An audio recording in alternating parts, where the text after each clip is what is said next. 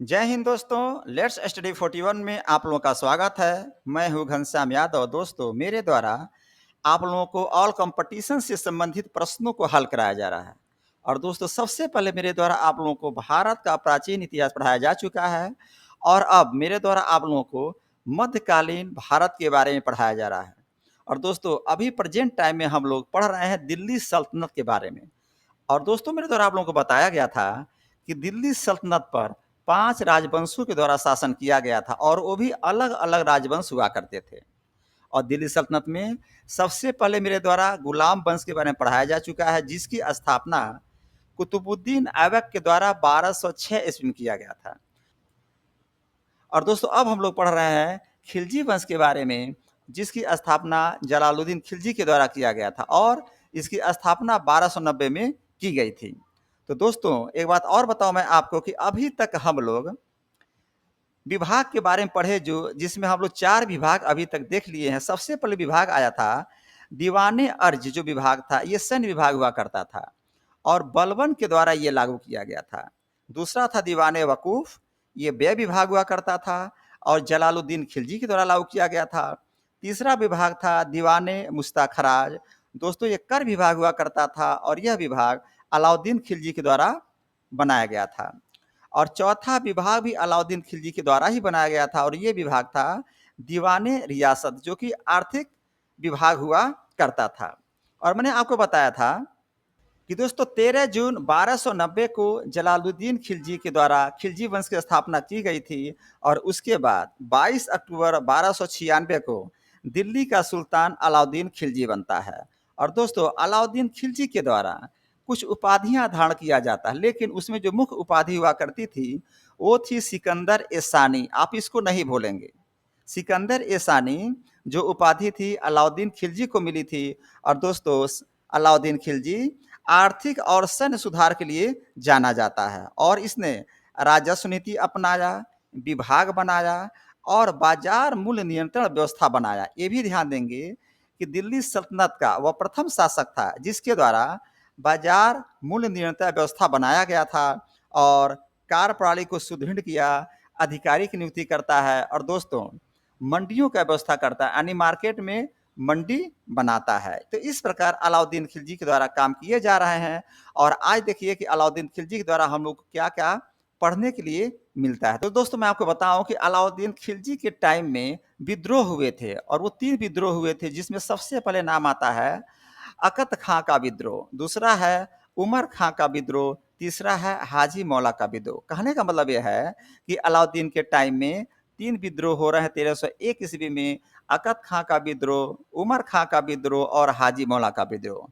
और इस विद्रोह को अलाउद्दीन खिलजी ने दबा दिया, लेकिन ये परेशान हो गया इस विद्रोह से और उसने क्या किया, इस विद्रोह के बाद कुछ काम किया, जिसमें क्या था, अध्यादेश जारी करना। जैसे अध्यादेश जारी किया उस विद्रोह के चलते। तो दोस्तों, अध्यादेश में क्या था, आइए देखते हैं। सबसे पहले एक मजबूत गुप्तचर की व्यवस्था बनाया और जासूस नियुक्त किया। अब इसका मानना यह था कि अगर हमको शासन ठीक तरह से करना है तो एक मजबूत गुप्तचर व्यवस्था बनाना चाहिए, और बनाया भी, ताकि हमारे गुप्तचर राज्यों में घूमते रहें और जहां पर भी कहीं कोई प्रॉब्लम होता है, हमारे विरुद्ध कोई षड्यंत्र करता है, वो मुझे पता चलता रहे, ताकि हम पहले समझ जाएं। इसलिए एक मजबूत गुप्तचर व्यवस्था बनाया और जासूस की नियुक्ति करना प्रारंभ कर दिया। किसने? अलाउद्दीन खिलजी ने। उसके बाद दोस्तों, अमीरों के पारस्परिक मेल-जोल पर इसने प्रतिबंध लगा दिया और वैवाहिक संबंधों पर भी प्रतिबंध लगा दिया, यानी रोक लगा दिया। समझिएगा बात को। अमीरों के पारस्परिक मेल-जोल पर क्यों प्रतिबंध लगाया? इसका मानना था कि अमीर लोग आपस में मिलेंगे तो हमारे बारे में लोग षड्यंत्र रचेंगे, और जब आपस में मिल ही नहीं पाएंगे तो हमारे बारे में लोग षड्यंत्र नहीं रच सकते, राजनीति नहीं कर सकते हैं। ठीक उसी तरह से विवाह संबंधों पर रोक लगाया। अच्छा, विवाह संबंधों पर रोक लगाने का मतलब ये होता है कि विवाह पर रोक नहीं लगाया। विवाह हो रही थी, विवाह तो हो रहा था, लेकिन विवाह में जो लोग जाते थे वे लोग आपस में मिल नहीं सकते थे। उसका कहना था कि आपस में नहीं मिलेंगे, शादी होगी, चले जाएंगे आप लोग। चूंकि इसका मानना था कि आपस में मेल जोल बढ़ेगा विवाहों में तो लोग हमारे विरोध में लोग षड्यंत्र रचेंगे और राजनीति करेंगे और परेशानी आ सकती है। इसलिए अमीरों के पारस्परिक मेल जोल पर रोक लगाया। विवाह संबंधों पर रोक लगाया और मादक पदार्थों पर भी रोक लगा दिया अलाउद्दीन खिलजी ने। ध्यान दीजिएगा, मादक पदार्थों पर क्यों रोक लगाया? इसका मानना था कि मादक पदार्थ जैसे दारू है, गांजा है और भांग है, अगर इस प्रकार के चीज़ लोग पीते हैं तो एक आदमी पिएगा नहीं, 2, 4, 5 लोग इकट्ठा होकर पीते हैं और जब इकट्ठा होंगे तो यहाँ पर भी मेरे विरोध में लोग षड्यंत्र रचेंगे। इसलिए मादक पदार्थों पर भी लोग रोक लगा दिया और अनुदान में दी गई भूमि को वापस लेना प्रारंभ कर दिया और किस तरह से? कर के रूप में। इसका कहना था कि जो अनुदानों में भूमि दी गई थी, बड़े-बड़े भूमि इसको वापस लिया जाए कर के रूप में। तो दोस्तों इस प्रकार से एक मजबूत गुप्तचर व्यवस्था बनाया, अमीरों के पारस्परिक मेल-जोल पर प्रतिबंध लगाया, विवाह संबंधों पर रोक लगाया, मादक पदार्थों पर रोक लगाया और दोस्तों अनुदान में दी गई भूमि वापस लेना प्रारंभ कर दिया, वो भी कर के रूप में। अब आगे देखेंगे कोहिनूर हीरा के बारे में। कोहिनूर हीरा गोलकुंडा के खदान से मिला था। सबसे पहले प्रश्न यही आता है कि कोहिनूर हीरा कहाँ से मिला था? लिखेंगे कोहिनूर हीरा गोलकुंडा के खदान से मिला था। और दोस्तों वारंगल के कातकी शासक रुद्रदेव ने कोहिनूर हीरे को मलिक कफूर को दे दिया, यानी कि मलिक कफूर को दे दिया। और जब यह हीरा मलिक कफूर के पास आया तो इसने इस हीरे को अलाउद्दीन खिलजी को दे दिया। अलाउद्दीन खिलजी के बाद यह हीरा शाहजहां के पास जाता है और दोस्तों शाहजहां के पास ये हीरा इंग्लैंड चला जाता है। तो देखेंगे कोहिनूर हीरा गोलकुंडा के खदान से मिला और वारंगला के कातकी शासक रुद्र के पास आया और इसने क्या किया? इस हीरे को मलिक काफूर को दे दिया और मलिक काफूर अलाउद्दीन खिलजी को दे दिया और अलाउद्दीन खिलजी के बाद यह हीरा शाहजहां के पास गया दोस्तों और शाहजहां के पास ये हीरा इंग्लैंड चला गया। अब देखेंगे कि अलाउद्दीन खिलजी के द्वारा कुछ अभियान चलाए गए थे। तो देखते हैं दोस्तों कि ये अभियान कौन-कौन से थे। तो दोस्तों अलाउद्दीन खिलजी के द्वारा 2 अभियान चलाए गए थे। एक उत्तर भारत का अभियान और एक दक्षिण भारत का अभियान। बड़े गौर से समझिएगा। उत्तर भारत का अभियान था, उत्तर भारत के अभियान में राज्यों को जीतकर अपने साम्राज्य में मिलाना, ध्यान दीजिएगा। और दक्षिण भारत के अभियान में दक्षिण भारत के अभियान को राज्यों को जीतकर अधीनता स्वीकार करना, यानी दक्षिण भारत के अभियान को राज्यों को जीत करके अधीनता स्वीकार करना। कहने का मतलब यह है कि उत्तर भारत के अभियान में यह था कि जब राज्यों को जीत लेता था अलाउद्दीन खिलजी तो उसको अपने साम्राज्य में मिला लेता था। लेकिन दक्षिण भारत के अभियान में क्या होता था? अगर अलाउद्दीन खिलजी दक्षिण भारत के अभियान में राज्यों को जीत लेता था तो मिलाता नहीं था। वो क्या करता था? अपनी अधीनता स्वीकार करा लेता था और कहता था भैया तुम राज करो, लेकिन अब मेरे अधीन रहोगे और वहां से तुम टैक्स दोगे। क्या दोगे? टैक्स और कर दोगे। तो इस प्रकार उत्तर भारत के अभियान में राज्यों को जीत करके अपने साम्राज्य में मिला लिया, लेकिन दक्षिण भारत के अभियान को राज्यों को जीत करके अधीनता स्वीकार कर लिया। किसने? अलाउद्दीन खिलजी ने। अब देखते हैं कि उत्तर भारत का अभियान था तो किस किस पर इसने उत्तर भारत का अभियान लागू किया। तो पहले था गुजरात का विजय 1299 ईस्वी में। गुजरात विजय 1299 ईस्वी में इसने आक्रमण किया और जब इसने आक्रमण किया तो वहां के शासक थे कर्ण बघेला। और कर्ण बघेला दोस्तों लड़ते नहीं है, युद्ध नहीं किए, ये भाग गए। तो अलाउद्दीन खिलजी के द्वारा गुजरात विजय 1299 बड़ी आसानी से कर लिया गया, क्योंकि वहां का शासक कर्ण बघेला युद्ध नहीं किया, युद्ध से भाग गया। और दोस्तों उसके बाद आता है रणथंभौर का अभियान, जो कि 1300 लेकर 1301 ईस्वी में होता है। और जब अलाउद्दीन के द्वारा रणथंभौर का अभियान 1300 से 1301 ईस्वी में किया जाता है तो वहां का शासक हमीर देव हुआ करते थे। ध्यान देंगे, हमीर देव। और दोस्तों हमीर देव हार जाते हैं और रणथंभौर का अभियान अलाउद्दीन खिलजी के द्वारा जीत लिया जाता है। लेकिन एक बात और आपको बताऊं, हमीर देव हारा क्यों? उसके पीछे कारण यह था कि हमीर देव का जो एक होता था मंत्री, उसका नाम था रणमल। और दोस्तों ये हमीर देव का जो मंत्री रणमल था, ये हमीर देव को धोखा दे दिया, यानी गद्दारी कर दिया उसके साथ, जिसके चलते हमीर देव हार गया था। अगला अभियान इसका चित्तौड़ का विजय अभियान था 1303 का। और जब अलाउद्दीन के लाला चित्तौड़ का विजय अभियान 1303 करता है तो वहां के राजा राजा रतन सिंह हुआ करते थे। ध्यान देंगे। और दोस्तों एक बात और ध्यान देंगे, ये राजा रतन सिंह तो हार गए और चित्तौड़ विजय अभियान जो 1303 का था अलाउद्दीन खिलजी जीत जाता। लेकिन चित्तौड़ विजय अभियान राजा रतन सिंह के लिए नहीं किया था, इसने किया था रानी पद्मावती के लिए। ध्यान दें, रानी पद्मावती के लिए किया था। और जब राजा रतन सिंह हार जाते हैं तो रानी पद्मावती जौहर कर लेती हैं, ध्यान देंगे यहाँ पर देखिए मैं पिक लगाया हूँ, जौहर कर लेती हैं और दोस्तों आग में जा करके अपने आप को मार डालती हैं अपने सहेलियों के साथ। तो चित्तौड़ विजय अभियान भी अलाउद्दीन खिलजी जीत गया, लेकिन चित्तौड़ विजय अभियान रानी पद्मावती के लिए किया था, किसने? अलाउद्दीन खिलजी ने। अगला अभियान मालवा विजय, जो कि 1305 में हुआ था। और मालवा विजय भी जब अभियान किया तो वहाँ के शासक महलक देव होते थे और इन्होंने भी अपना अधीनता स्वीकार कर मैंने हार गए और अलाउद्दीन खिलजी यहाँ पर जीत गया। तो ध्यान देंगे दोस्तों, जब उत्तर भारत का अभियान हो रहा है तो यहाँ पर अलाउद्दीन खिलजी खुद जाता है लड़ने के लिए, लेकिन जब दक्षिण भारत का अभियान होता है तो यहाँ पर अलाउद्दीन खिलजी लड़ने के लिए नहीं जाता है, अपने सेनापति को भेजता है। और उस सेनापति कौन है? मलिक काफूर। मैं पहले आपको बताया था कि इसके पास 4 सेनापति हुआ करते थे, जफर खान, नुसरत खान, उलुग खान और मलिक काफूर। तो जब दक्षिण भारत का अभियान होता तो वहां पर उस अभियान में मलिक काफूर को भेजता। और देखेंगे पहला अभियान देवगिरी का अभियान होता था 1307 ईस्वी में और रामचंद्र देव वहां के होते थे। रामचंद्र देव अपनी अधीनता स्वीकार कर लेते हैं। और दोस्तों दूसरा अभियान तेलंगाना का अभियान 1309 से 10 ईस्वी में हुआ था और उस समय वहां का शासक प्रताप रुद्र देव हुआ करते थे द्वितीय। इसके द्वारा भी अपनी अधीनता स्वीकार कर लिया जाता है। और तीसरा अभियान होयसल अभियान था दोस्तों 1311 ईस्वी में और उस समय वहाँ के शासक होते थे बल्लाल देव तृतीय और ये भी अपनी अधीनता स्वीकार कर लेते हैं। तो कहने का मतलब यह है कि दक्षिण भारत के अभियान में जब मलिक काफूर अभियान करता है तो देवगिरी का अभियान 1307, तेलंगाना का अभियान 1309, होयसल का अभियान 1311, तीनों को वो जीत लेता है और वहाँ के राजा सब अधीनता स्वीकार कर लेते हैं। अब देखेंगे दोस्तों, जो अलाउद्दीन खिलजी का शासन चल रहा था तो उस समय खिलजी काल में यानी खिलजी काल में कुछ मंगोल जो प्रमुख आक्रमणकारी थे, कुछ आक्रमण किए यानी मंगोल आक्रमणकारी इसके ऊपर आक्रमण करते हैं। और पहले ही मैं आपको बता दूं, जितने भी मंगोल आक्रमणकारी दिल्ली सल्तनत पर यानी कि अलाउद्दीन खिलजी पर आक्रमण करते हैं सब हार जाते हैं। पहले ही मैं आपको बता दे रहा हूँ, जितने देख रहे हैं आप यहाँ लाइन से, सारे लोग आक्रमण तो करते हैं इन सब हार जाते हैं। तो आप देखिए कि कब कब कौन कौन आक्रमण कर रहा है। तो दोस्तों 1297 ईस्वी में कादर खान आक्रमण कर रहा है और जब कादर खान आक्रमण किया था 1297 ईस्वी में तो उलुग खान नेतृत्व कर रहे थे दिल्ली सल्तनत का। ध्यान दीजिएगा, यहाँ पर अलाउद्दीन खिलजी कहीं पर नहीं आया है, सारे इसके सेनापति आकर के और नेतृत्व कर रहे हैं दिल्ली सल्तनत का। तो 1297 ईस्वी जो कादर खान आक्रमण किया तो उलुग खान नेतृत्व कर रहा है दिल्ली सल्तनत का और ये जीत जाता है और कादर खान हार जाता है।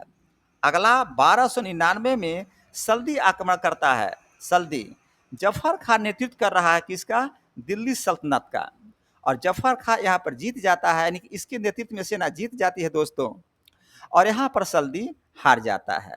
फिर 1299 ईस्वी में ही कुतलुक ख्वाजा के द्वारा आक्रमण किया जाता है और इस समय जफर खान के नेतृत्व में दिल्ली सल्तनत का सेना लड़ती है और दोस्तों यहाँ पर जफर खान जीत जाता है। लेकिन ये बात और ध्यान देंगे, जीत तो जाता है लेकिन लड़ते लड़ते जफर खान यहाँ मारा जाता है। जीत भी गया लेकिन मारा भी गया। तो दोस्तों यहाँ पर सबसे प्रमुख प्रश्न बनेगा कि अलाउद्दीन खिलजी का वह कौन सा सेनापति था जो युद्ध करते मारा गया था? तो लिखेंगे जफर खान युद्ध करते मारा गया था।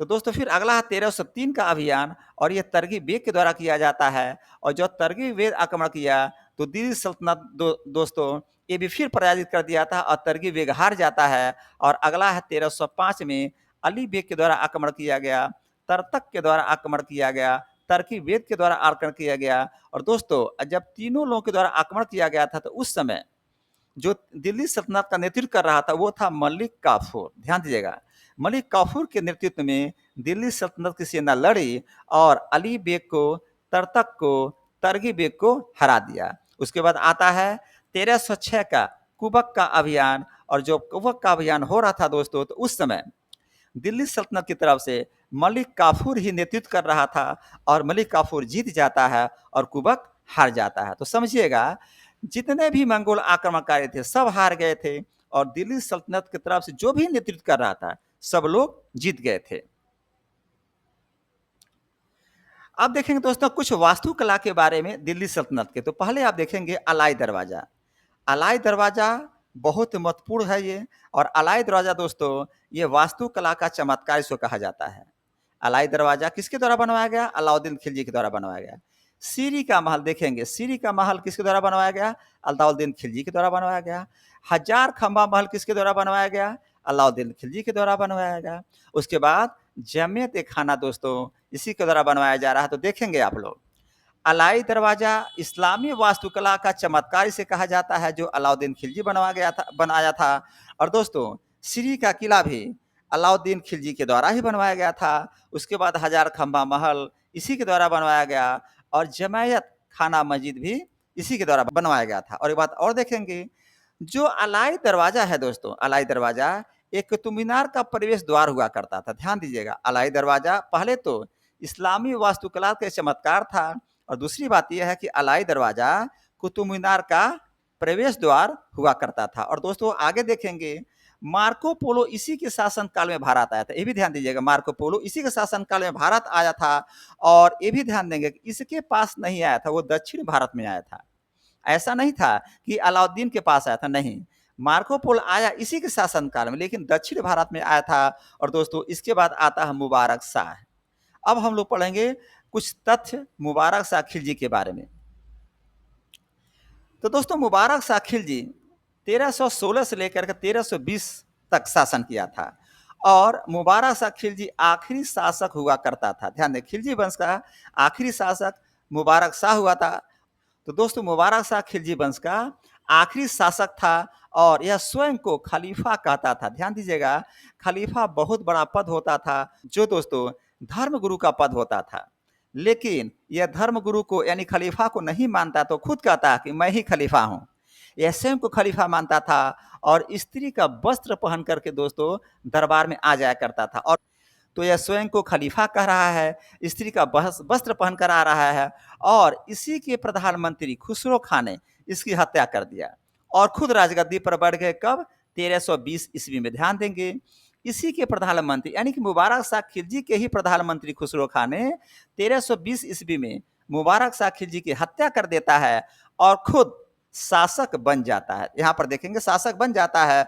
और दोस्तों, गाजी मलिक के द्वारा तुगलक वंश की स्थापना किया जाता है। यानी इसके बाद हम लोग तुगलक वंश के बारे में पढ़ेंगे, और यहीं पर हमारा खिलजी वंश समाप्त होता है। लेकिन दोस्तों, अब हम लोग क्या करेंगे?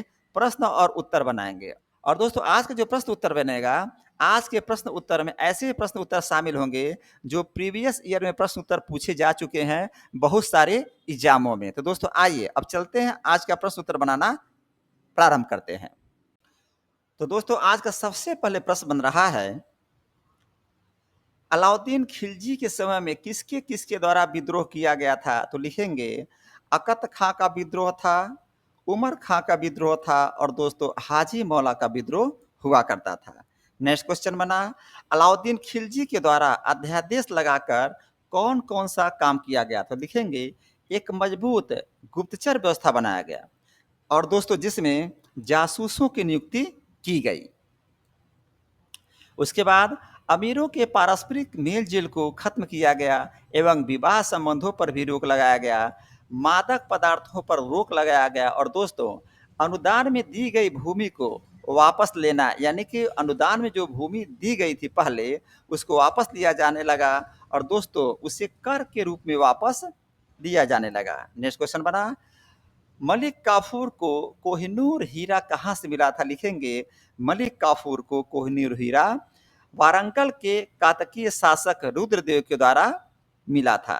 नेक्स्ट क्वेश्चन, कोहिनूर हीरा कहाँ से मिला था? लिखेंगे, कोहिनूर हीरा गोलकुंडा के खदान से मिला था। और दोस्तों नेक्स्ट क्वेश्चन बना, अलाउद्दीन खिलजी के द्वारा किस किस एरिया पर अभियान किया गया था, यानी अभियान चलाया गया था? लिखेंगे, उत्तर भारत के एरिया पर और दक्षिण भारत के एरिया पर। और दोस्तों ध्यान देंगे, उत्तर भारत के एरिया पर अलाउद्दीन खिलजी के द्वारा जो अभियान चलाया गया था, उसमें क्या था कि उत्तर भारत पर जब अभियान चलाया तो वहाँ के राज्यों को जीत करके अपने साम्राज्य में मिला लिया। लेकिन दक्षिण भारत के राज्यों को जब अलाउद्दीन खिलजी के द्वारा जीत लिया गया, तो उनके राज्यों को अपने साम्राज्य में मिलाया नहीं, बल्कि अपने अधीनता स्वीकार करा लिया, अपनी अधीनता स्वीकार करा लिया, और उन लोगों के ऊपर टैक्स लगा दिया, राजाओं के ऊपर, कि आप राजा बने रहिए, शासन करिए, लेकिन अब आप टैक्स देंगे, यानी कि कर देंगे।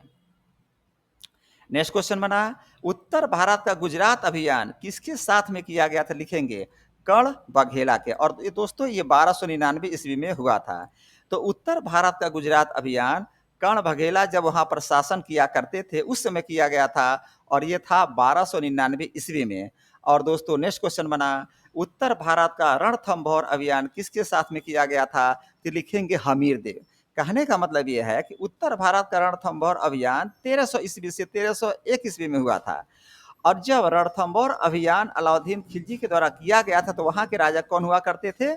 हमीर देव हुआ करते थे। और नेक्स्ट क्वेश्चन बना, उत्तर भारत का चित्तौड़ अभियान किसके साथ में हुआ था? तो लिखेंगे राजा रतन सिंह, और यह हुआ था 1303 ईस्वी में। तो बात यही बनती है दोस्तों, जब उत्तर भारत का चित्तौड़ अभियान अलाउद्दीन खिलजी के द्वारा किया जा रहा था तो वहां के राजा रतन सिंह हुआ करते थे। और दोस्तों एक बार जरूर ध्यान दीजिएगा कि उत्तर भारत का अभियान पद्मावती के लिए हुआ था, न कि राजा रतन सिंह और वहां के राज्य के लिए हुआ था। पद्मावती के लिए वहां का अभियान हुआ था। किसका? चित्तौड़ का अभियान। नेक्स्ट क्वेश्चन बना, उत्तर भारत का मालवा विजय अभियान किसके साथ में हुआ था? लिखेंगे महलख देव, और 1305 में ये अभियान किया गया था। और दोस्तों नेक्स्ट क्वेश्चन बना, दक्षिण भारत का अभियान अलाउद्दीन खिलजी के द्वारा किया गया या मलिक काफूर के द्वारा किया गया? तो मैंने आपको बताया कि जब दक्षिण भारत का अभियान हो रहा है तो अलाउद्दीन खिलजी खुद नहीं जा रहा है, अपने सेनापति मलिक काफूर को भेजता है। और जो भी दक्षिण भारत का अभियान हुआ वो मलिक काफूर के द्वारा किया गया था। लेकिन उत्तर भारत का जो अभियान हुआ था उसमें अलाउद्दीन खिलजी खुद जाया करता था। नेक्स्ट क्वेश्चन, दक्षिण भारत का देवगिरी अभियान कब हुआ था? तो दोस्तों 1307 ईस्वी में हुआ था। और जब ये अभियान हो रहा था तो वहां का शासक रामचंद्र देव हुआ करता था। नेक्स्ट क्वेश्चन, दक्षिण भारत का तेलंगाना अभियान कब हुआ था? ध्यान दीजिएगा, दक्षिण भारत का तेलंगाना अभियान कब हुआ था? तो लिखेंगे 1309 से 1310 में हुआ था दोस्तों। और जब दक्षिण भारत का तेलंगाना अभियान हो रहा था तो वहां का जो शासक था उसका नाम था प्रताप रुद्र देव द्वितीय। कौन था? प्रताप रुद्र देव द्वितीय हुआ करता था। और नेक्स्ट क्वेश्चन बना, दक्षिण भारत का होयसल अभियान कब हुआ था? लिखेंगे 1311 ईस्वी में हुआ था। और दोस्तों जब दक्षिण भारत का होयसल अभियान हो रहा था तो वहां का शासक बल्लाल देव तृतीय हुआ करता था। और दोस्तों इसके बाद आप लोग देखेंगे खिलजी काल के प्रमुख मंगोल आक्रमण, मैंने इसका प्रश्न उत्तर नहीं बनाया, आप लोग ऐसे समझ लेंगे, रिपीट कर दे रहा हूं। 1297 ईस्वी में कादर खां के द्वारा दिल्ली सल्तनत पर आक्रमण किया जा रहा है। और जब दिल्ली सल्तनत पर आक्रमण हुआ तो दोस्तों यहाँ नेतृत्व कर रहा था उलुग खां, और कादर खां यहाँ पर हार गया। फिर 1299 में सल्दी के द्वारा आक्रमण किया गया किस पे? दिल्ली सल्तनत पर। और उस समय जफर खान नेतृत्व कर रहे थे दिल्ली सल्तनत का, और सल्दी दोस्तों यहाँ पर हार जाता है। और फिर 1299 में कुतलुक ख्वाजा आक्रमण करता है। अब दिल्ली सल्तनत का नेतृत्व यहाँ पर जफर खां के द्वारा किया जा रहा है। और दोस्तों जफर खां जीत जाता है, लेकिन एक बात और ध्यान देंगे, जफर खां जीतने के बाद भी युद्ध में मारा जाता है। नेक्स्ट 1303 में हुआ था तरगीब बेग का अभियान। और दोस्तों तरगीब बेग के द्वारा जब अभियान किया गया था तो दोस्तों 1303 में तरगीब बेग के द्वारा जब आक्रमण किया गया तो यहाँ पर तरगीब बेग हार जाता है और सल्तनत सेना जीत जाती है। और उसके बाद 1305 में अली बेग तरतक तरवी बेग के द्वारा आक्रमण किया जाता है। और दोस्तों उस समय दिल्ली सल्तनत का नेतृत्व मलिक काफूर के द्वारा किया जाता है, और मलिक काफूर जीत जाता है और ये तीनों शासक हार जाते हैं।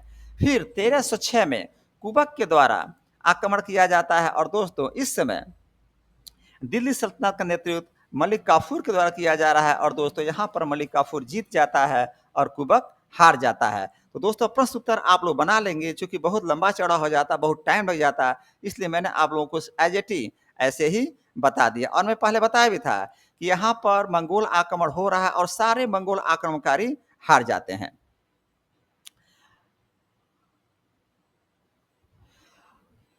अब नेक्स्ट प्रश्न बना, अलाई दरवाजा किसके द्वारा बनवाया गया था? लिखेंगे अलाउद्दीन खिलजी के द्वारा।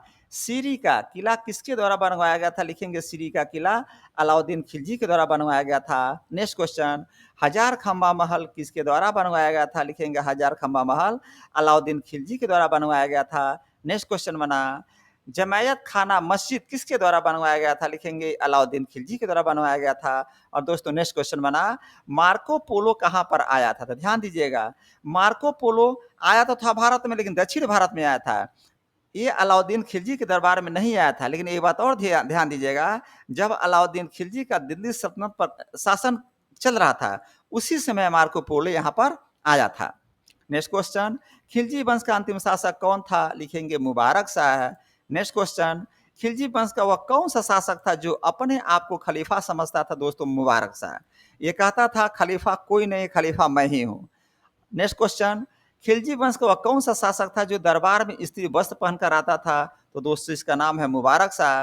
और नेक्स्ट क्वेश्चन बना, मुबारक शाह की हत्या किसके द्वारा कर दी गई थी? तो दोस्तों मुबारक शाह की हत्या इसी के प्रधानमंत्री खुसरो खां के द्वारा कर दी गई थी। तो प्रश्न पूछेगा, मुबारक शाह की हत्या किसके द्वारा किया गया था? उत्तर लिखेंगे मुबारक शाह की हत्या इसी के प्रधानमंत्री खुसरो खां के द्वारा किया गया था। और नेक्स्ट क्वेश्चन बना दोस्तों, खुसरो खां कब शासक बना था? लिखेंगे खुसरो खां 1320 ईस्वी में शासक बन गया था।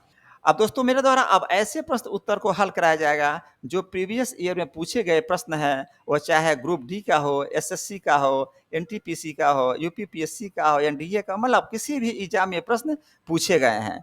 तो पहला प्रश्न बन रहा है, नेक्स्ट क्वेश्चन, दिल्ली सल्तनत के उस सुल्तान का नाम बताइए जिसने प्रथम बार अस्थाई सेना रखी थी? लिखेंगे अलाउद्दीन खिलजी।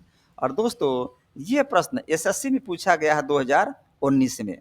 नेक्स्ट क्वेश्चन बना, अलाउद्दीन खिलजी किस शासक की हत्या करके खिलजी वंश का शासक बना था? लिखेंगे अलाउद्दीन खिलजी का। और एनडीए में पूछा गया ये 2018 में।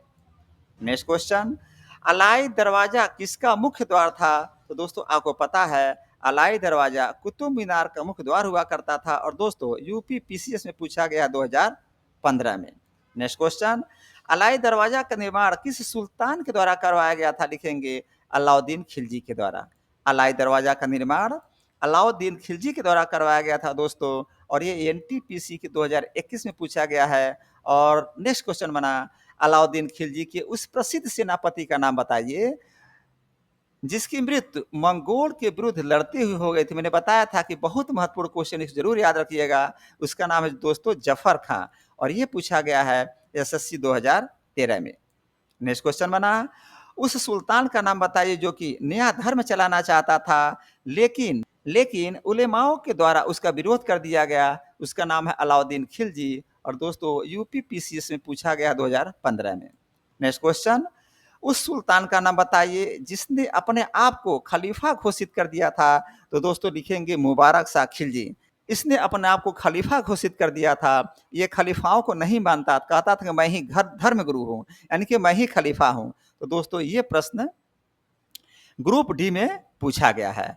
तो दोस्तों इस प्रकार आज का चैप्टर खिलजी वंश जो दिल्ली सल्तनत का दूसरा वंश हुआ करता था आज समाप्त होता है। यानी हम लोग गुलाम वंश के बारे में पढ़ लिए और उसके बाद आज खिलजी वंश भी समाप्त हो गया।